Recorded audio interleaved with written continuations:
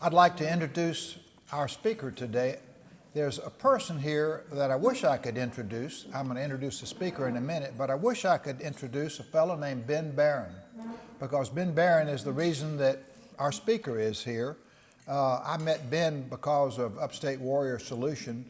A lot of times they have veterans coming out of the service, particularly after retirement, and they need some help readjusting to civilian life, which is quite different from military life.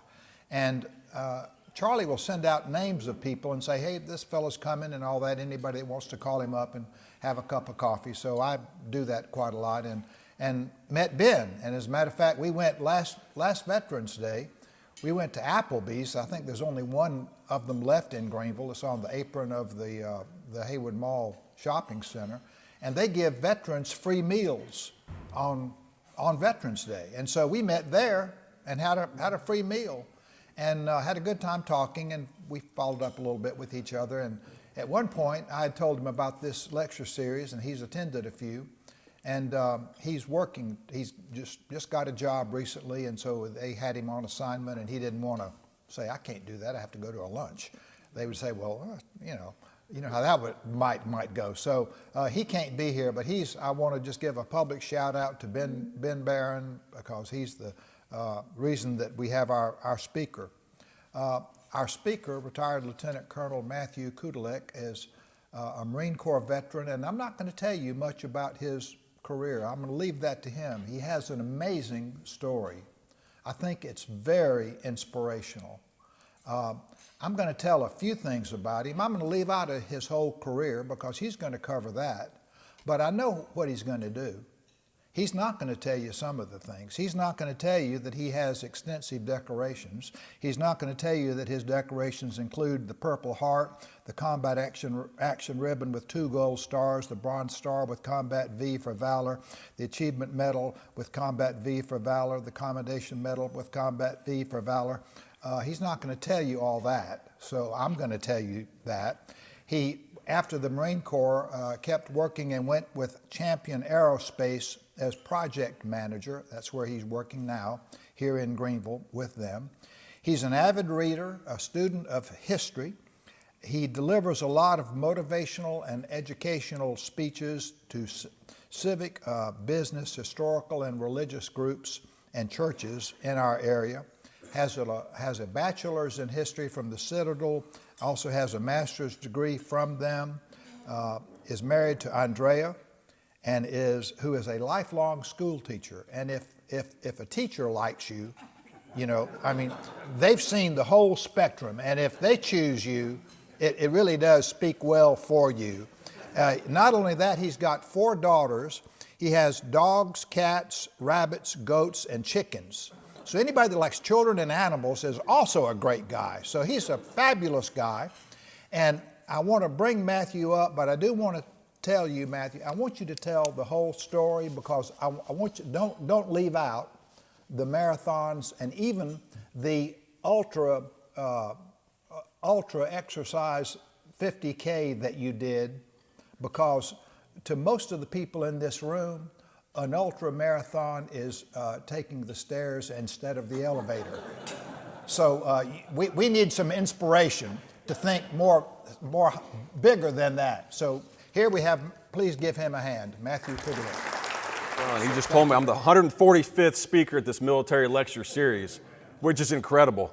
I reviewed the list when he sent it to me, and I knew a lot of those incredible personnel that have spoken here, served in the military. And Bob, I really appreciate what you've done for the United States and for Greenville County. However, sir, you did cost me a $1,000 voucher last night. I'm the purchasing manager at Champion Aerospace in Liberty, $350 million business unit. There's parts in nearly every aircraft in the United States. I was traveling all week. I landed in Evansville, Indiana, drove up all the way to Cleveland, 700 miles, visited 9 suppliers all throughout Ohio. And I was in the Atlanta airport last night, and they overbooked 2 flights, and they were offering $1,000 vouchers.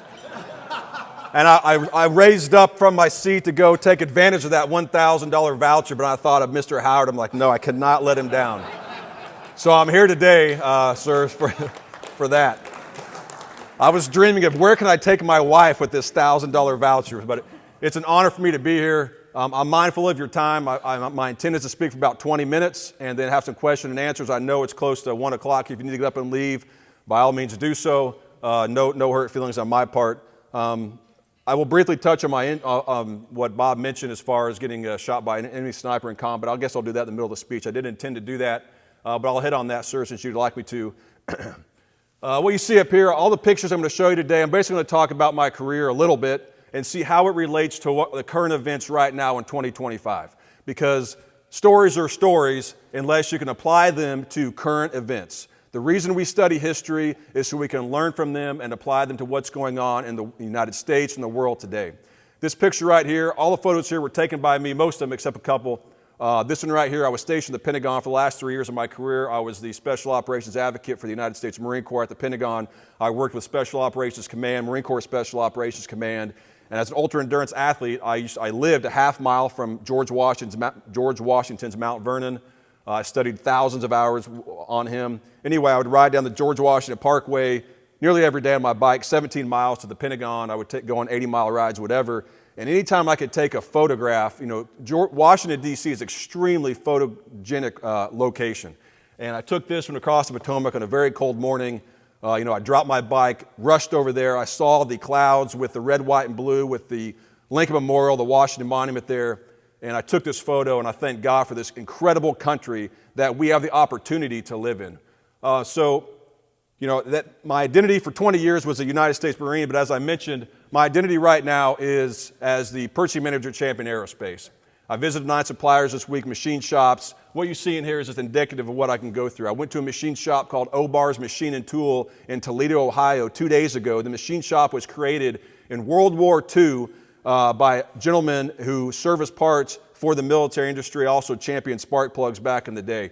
The one in the middle there, that's a spring. They make little springs in Elyria, Ohio, for springs that go into any component around the world. And the last one there on the right is a place called General Die Casters in south of Cleveland, where they do die cast material. The point is, I have the opportunity to see the incredible industrial might of the United States. And if there's any doubt on whether or not we can be a self-sustaining nation, all you have to do is travel with me any day of the week to these incredible machine shops and suppliers throughout the United States. If the day were to come where we would have to mobilize like we did during World War II and be dependent upon only our resources, there's no doubt in my mind that we could do it, in spite of what the negative media says or anybody else. So it's incredible that we live this in this country.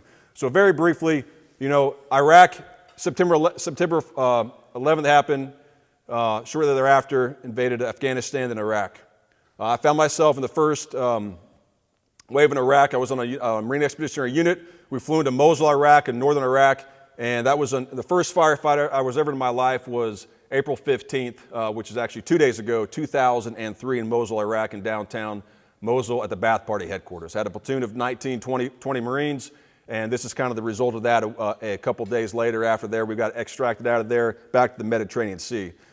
Went back to Iraq 2 years later as a platoon commander. Average age of this platoon was 20 years old. 20 years old. And I know a lot of you are mindful of that, but I don't think a lot of people in the outside world are. When they see veterans, they see people like us that are a little bit older. But the reality is when most of you, if you served in the military, when you served in the military, you were 18 to 24 years old. And we can never lose sight of that. I took this platoon. We fought through in Iraq, initially in western Anbar province in Haditha, and then we moved to Fallujah, where I had the opportunity to lead a platoon in Fallujah, for a total of 1 month. In the Battle of Fallujah in November of 2004, our battalion, 1st Battalion, 8th Marines, alone, we lost 19 Marines killed in action, over 250 wounded. 19 Marines killed in action, 250 wounded. 8 of those Marines that were wounded were served in my platoon. 2004. 6 years later, I deployed again to Afghanistan, the first time to Afghanistan. Southern Afghanistan in the Helmand River Valley on a place called Laki. It was there we did a nighttime infiltration into this area. It had never been held before by coalition forces. I infiltrated with 100 United States Marines and 100 Afghan soldiers under the cover of darkness on January 4th on 2010, and we maintained this territory for the next year, not only our unit, but follow-on units. This right here is a meeting with the local Afghan elders from the local region right there. These are human beings. It was during this deployment that, shortly after this photo was taken, actually, that engaged in a heavy firefight on March 5th, 2010, that about 11 o'clock in the morning, we had a movement of contact, and in a heavy firefight, for the first time in our deployment, I heard what was sniper fire. I'd heard it before many times in Fallujah in Iraq. We had a lot of counter sniper fire in Fallujah. 4 of our snipers were killed in Fallujah, headshots by counter snipers, likely Chechen snipers. Anyway, they were shooting for a Marine in front of me named Corporal Shibi. On the 4th round, the high velocity bullet, which is actually this bullet right here, the size of this bullet, the 7.62 by 54 millimeter bullet, fired by a Druganov sniper rifle, traveling at high velocity, slammed into the inside of my right leg, caused an open compound fracture of my tibia. It severed 2 or 3 arteries in my leg. It took out half my calf muscle, destroyed 9 centimeters of my tibial nerve. The velocity of the bullet took my leg, and it was so great that it sheared my leg in half essentially and turned my leg backwards 180 degrees. I lost every bit of blood in my body. By the grace of God, I was saved by my corpsman, Doc Ty, my radio operator, Garrett Baker from Stillwater, Oklahoma, and my first sergeant, Charles Williams from Alabama. I am writing a book. It's called Make the Difference. It's not written yet, but you can read all about that when it gets published at some point, and I'll make sure I give Bob 50 copies. But the Lord saved my life. In the initial surgery, a series of miraculous events, your body holds about 7 units of blood. In the initial surgery, the surgeons couldn't stop the bleeding for the 2 arteries. They couldn't find the arteries. My leg was destroyed so much, and they pumped in 16 units of blood in my body to keep me alive during that surgery. But I thank the Lord that I'm here today as a result. It was as a result of that I got into ultra-endurance cycling and running because I couldn't walk, and so I learned how to ride a bike, and I rode 68,000 miles over the course of the next 8 years in order to rehabilitate.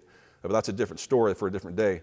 I deployed back to Afghanistan 2 years later. The best way to defeat the enemy from killing you is to have a purpose in life and to go back to their own territory. So 2 years after I was shot, I was able to take the physical fitness test. I was able to get fully cleared, and I deployed a month later back to Afghanistan to a Joint Special Operations Task Force headquarters out of Bagram Air Base, flew all around the country for a period of 7 months.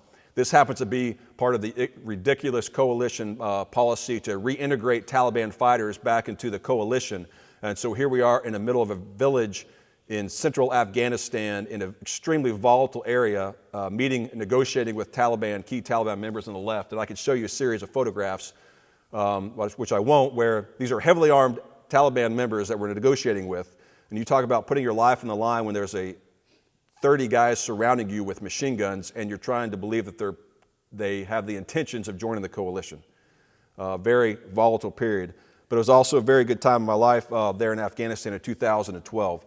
I came back, stayed at Marine Corps Special Operations Command for the next year, and then in 2019 I was stationed at the Pentagon, and one of the general officers there said, hey, we need somebody to quickly deploy to Iraq, to downtown Baghdad, Iraq, to Forward Operating Base Union 3. So on the picture on the left there, Baghdad is a city of 8 million people. 8 million. What's the population of South Carolina? Anybody know? About 5.8 million. The population of Baghdad is 8 million. So moved for Forward Operating Base Union 3 in downtown Baghdad in the quote-unquote green zone right next to the American Embassy. I was the lead planner of the J5 for Task Force Iraq. This was a 7,000-man coalition task force from 40 countries in NATO in downtown Baghdad at the time. This is 2019. The first time I stepped foot in the soil of Iraq was 2003. This is 16 years later. And if you recall back, this is pre-COVID, we will not talk about that time frame, but think back during this time frame, around Christmas time frame in 2019 and 2020. What you see there, let's take a step back. In 2015, if you recall, President Obama withdrew all the troops from Iraq. That allowed ISIS to infiltrate and absolutely decimated northern Iraq, eastern Iraq, Mosul, killed tens of thousands of Iraqis, maybe more, 50,000, 100,000. It's undetermined. In order for the Iraqi army to regain territory, the United States authorized Shia militia groups called SMGs to be reintegrated into the Iraqi army and serve alongside Sunni Muslims in Iraq to defeat ISIS. So you had a legitimate force, Shia Muslims, which is predominantly from Iran, fighting alongside Sunni to defeat ISIS. Go on to 2019, we still have approximately 10,000 forces in Iraq spread out over 15 bases, roughly. And what happens? Those Shia militia groups become disenfranchised. They do not like Americans. Obviously, they don't like the coalition. They don't like Sunnis for the most part. It's a very complex web of entanglements of Muslim fighters. And so what do? They set up these improvised rockets all over Iraq, and they fire upon coalition forces spread throughout all of our 15, 20 bases spread throughout the country. I'm over there at the time, and of course, we don't want to have any of that. So what happens? We start retaliating against these Shia militia groups. And if we recall back, what happens? If you remember, this is what happens, what you see right here. There's embassy riots. So I took this photograph. This is on top of the building where Saddam Hussein was tried and hung in whatever it was, 2005. This is at FOB Union 3. Climbed up there, and you have about 10,000 people rioting in this city of 8 million people in downtown Baghdad. On this coalition base, there's no more than 900 of us. Do the math. 8 million to 900. Most of which are planners, they're not gunfighters, they're not gunslingers. 10,000 Shia rioting outside on the streets. So what's the result? It got pretty complex there. It got very hairy in a very quick amount of time. Extremely volatile, dangerous, kinetic time. What to do? The embassy surrounded. They penetrated the embassy. There's about 300 people, embassy guards that are there. Some friends of mine that were civilian contractors who worked over there that were in my platoon actually in Iraq in 2003 were on site there at the time. So what happens? What you see here is on the left-hand side there you have a man by the name of Mahdi al-Mohandes. Mahdi al-Mohandes is the head of the Shia militia groups throughout Iraq at the time. He was there rioting. He controls everything. These are professional rioters. They know what they're doing. He's controlling them. And so what happens? Well, we need to stop this. So the head of the Iraqi general staff at the joint base Iraq, at the base we're at, there's a headquarters of Iraqi army generals, is friends with al-Mohandes, the Shia militia group leader. So what's the best way to get him to stop fighting? Could you please come to our base, let me talk to you, and convince you, negotiate together to stop the rioting. So al-Mohandes comes to our base. He's 50 meters from where I sleep at night, the headquarters of the Joint Operations in Iraq, JOC-I.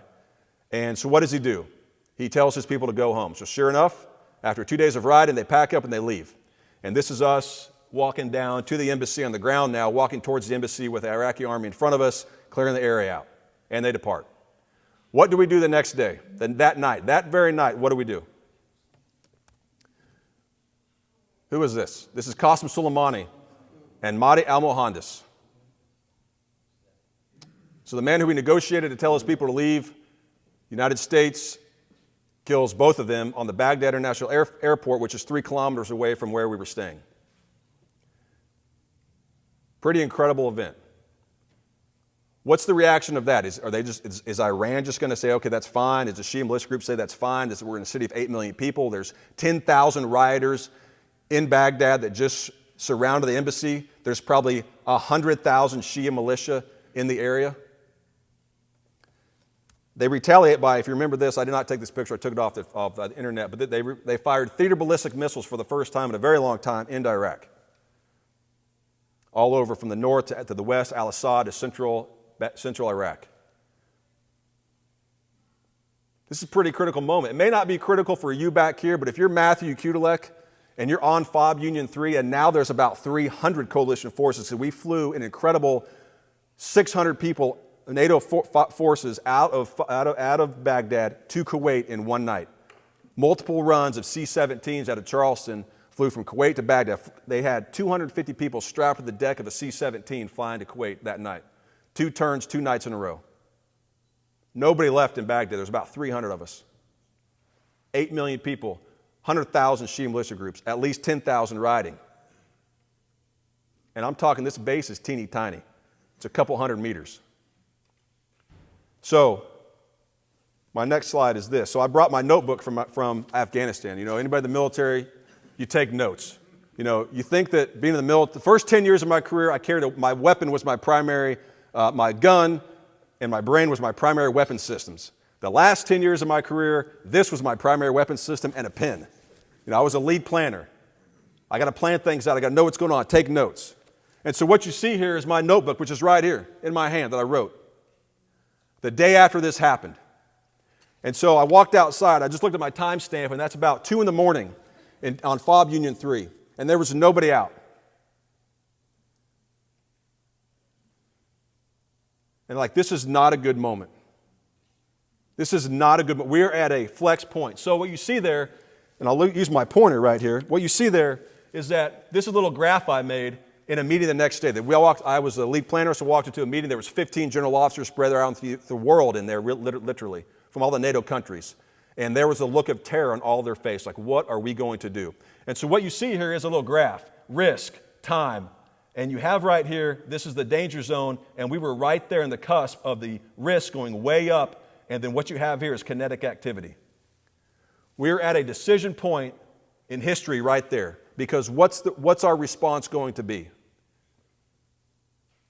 President Trump was the president at the time, and I can tell you for certain that there was everything in place to go complete ballistic on the country of Iran. From Diego Garcia to submarines in the Persian Gulf to every base imaginable to aircraft spun up all around the region. But for whatever reason, President Trump decided not to do that. An act of caution and an act of mercy. And I don't know if you heard Bob's prayer, and I don't have a theme for this luncheon, but my theme is what Bob said in his prayer. In a world of war, we pray for peace.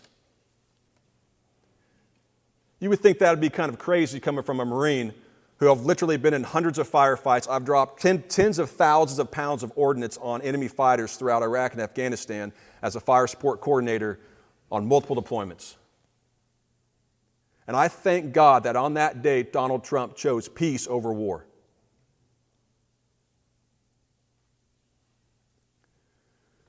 When I think about warfare, and I'm going to conclude this in a second, I think about the cost of life. The picture on the left there is me and a young kid named Ahmed that was taken in the desert south of Haditha in 2003. Ahmed must be 5 years old as a young shepherd boy at that time. Now he's 26 years old. All he's ever known, if he's still alive, is warfare, constant warfare from the United States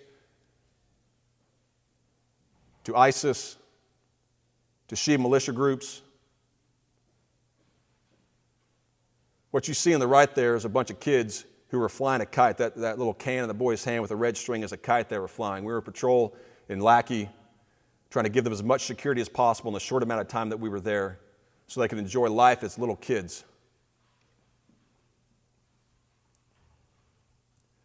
The joy in their face did not last because the day we left, that entire village was destroyed by Taliban fighters. Anybody that had anything to do with coalition forces was destroyed and killed. Their parents, likely them. Tortured, mutilated, gone. Of course, we all know the debacle of the withdrawal from Afghanistan in 2021. After the war in Afghanistan cost us $330 million a day. A day. Of course, who was held accountable for that withdrawal? Not a single person. This may seem like an insignificant roadside hut to you. This is a small hut that you'll see anywhere in Afghanistan along the Helmand River Valley. On February 20th, 2010, two of my platoons were down there in this area. Movement to contact over 6 hours. The huge dust storm came up. If you've ever been to Iraq, Afghanistan, dust storms come up, you cannot see anything. Two United States Marines, aged 19 and 22, in order to provide a cordon around two vehicles, moved to this location to get some cover and concealment and provide a primary direction of fire down that road. As they entered this hut, they stepped on a pressure plate IED and were dismembered and killed instantly.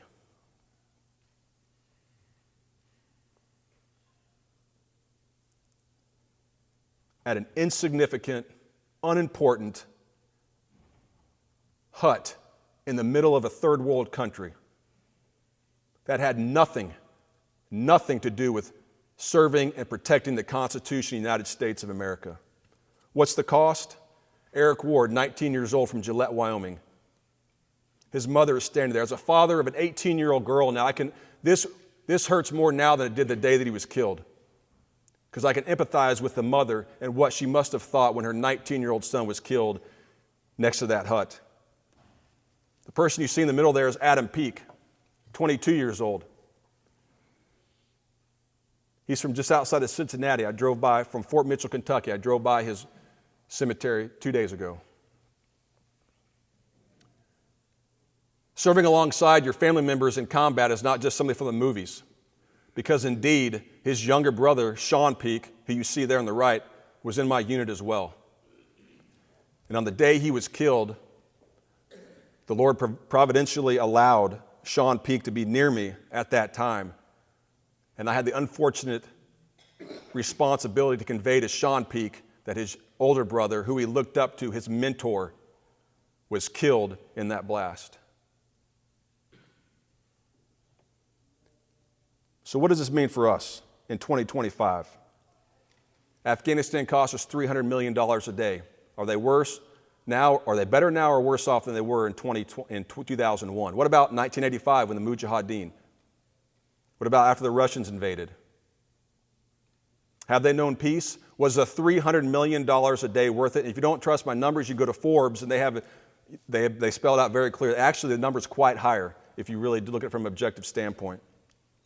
Iraq, estimate right now, is $1.1 trillion taxpayer dollars in Iraq. We still have forces there in 2025. Shia militia groups are still there. Sunni militia groups, Sunni are still there. What about Ukraine and Russia? Right now, it's $190 billion.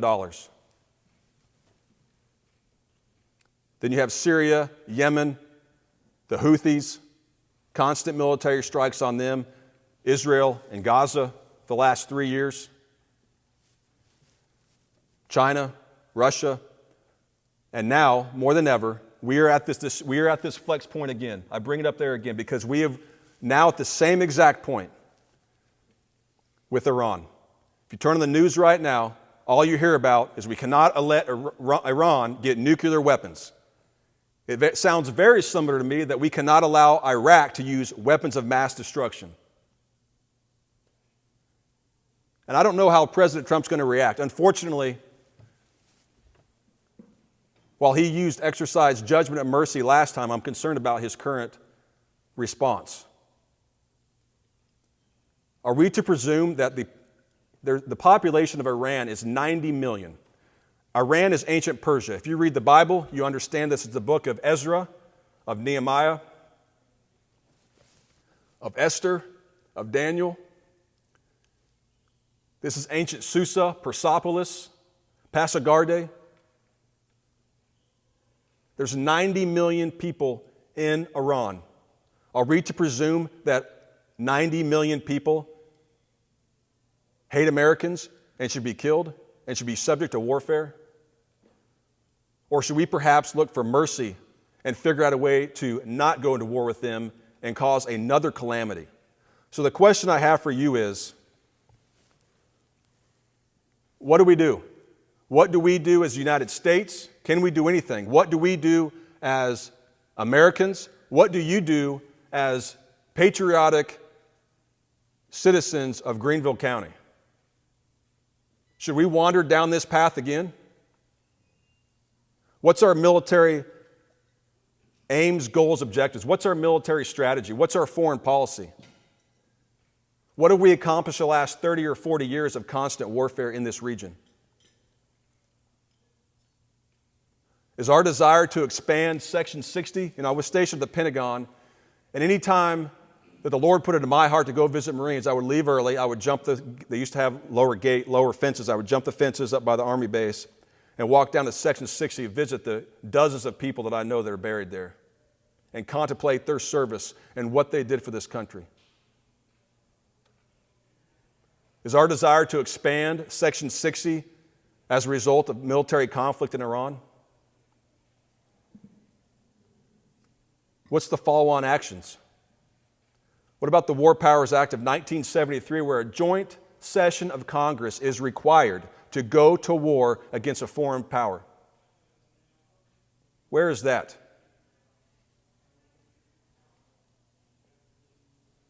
And lastly, as the general has done many times, as I have done many times, when you enlist a Marine, I was at church on Sunday at Pickens First Baptist Church, and a brand new Marine was there, just graduated boot camp. When he enlisted the Marine Corps, when we re-enlist somebody, they raised their right hand and said, "I do solemnly swear I will support and defend the Constitution of the United States of America against all enemies, foreign and domestic." And I ask, before we do anything, before we expand Section 60, before we get involved in other conflict, before we invest $300 million a day, can we at least take time to have a conversation about what does this do in support and defending the Constitution of the United States of America? Thank you, Bob, for the opportunity to speak here today.